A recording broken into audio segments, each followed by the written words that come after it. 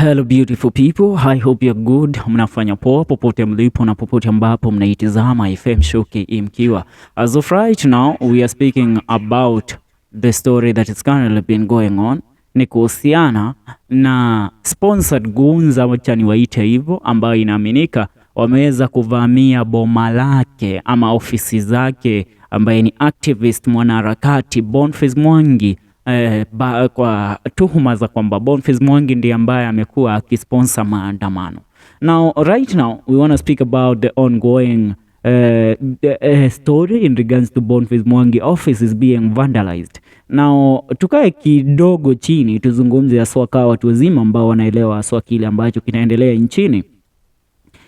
We are being told, and the news that we have with us right now is that Goons have broken into Boniface Mwangi's offices and vandalized the office. Unknown people on Saturday, July 20th, 2024 stormed activist Boniface Mwangi's offices in Kilimani, Nairobi. In a video shared by James Wanjeri on the X platform, the Goons on motorbikes are seen around the activist office block that houses Sema Ukweli, a justice and human rights media organization that he uses to do his exposes. Goons on motorbikes have descended upon Boniface Mwangi's Sema Ukweli Kenya offices, an independent media organization that highlights stories of injustice in Kenya.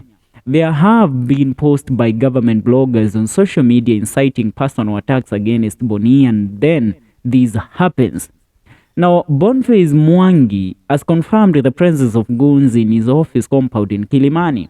Taking to his official X account moments after the incident was highlighted by James Wanjeri, Mwangi stated that the goons were in the compound for about 5 minutes. While in his office compound, Mwangi says the goons issued a lot of threats vowing to make an attack on his retirement home in Lukenya, Machakos County.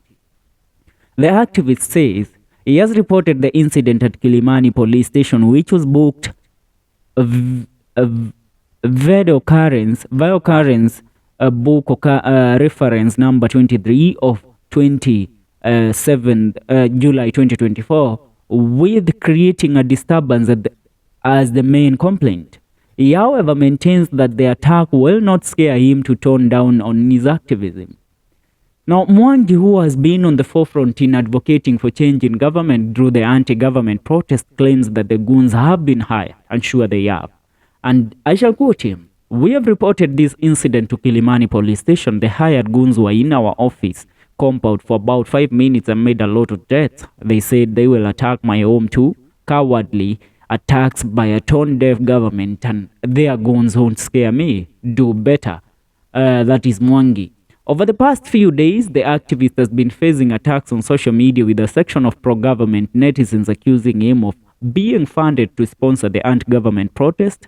Mwangi has, however, denied the allegation and vowed to continue advocating for justice and a better Kenya.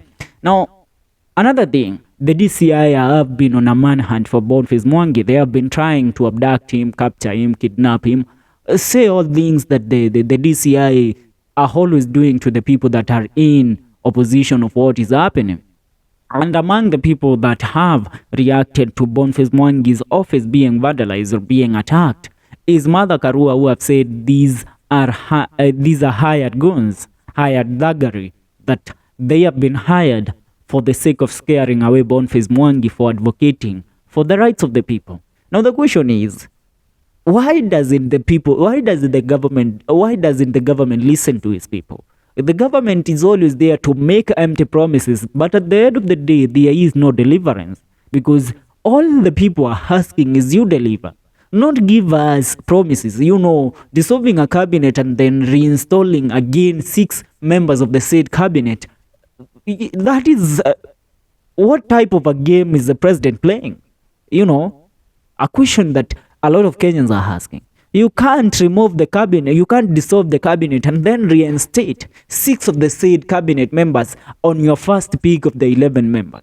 So meaning even in the next peak of the other 11 members, there will also be other cabinet members that were fired that will again be reinstated. That's why they are telling you that this government is a joke. For now, all I urge you is to subscribe. Leave your comment on what you think about this story on our comment section. See you in our next video. This is FM Show KE.